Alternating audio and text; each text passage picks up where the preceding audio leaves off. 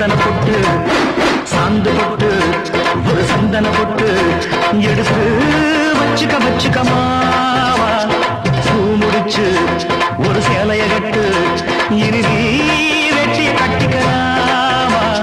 தொம்பெடுத்தா சொல்லி அடிப்பேன் தள்ளி காளையை போல் துள்ளி குதிப்பேன் ஒரு பம்பரமா சுத்தி அடிப்பேன் உங்க பாட்டனுக்கும் கற்றுக்கொடு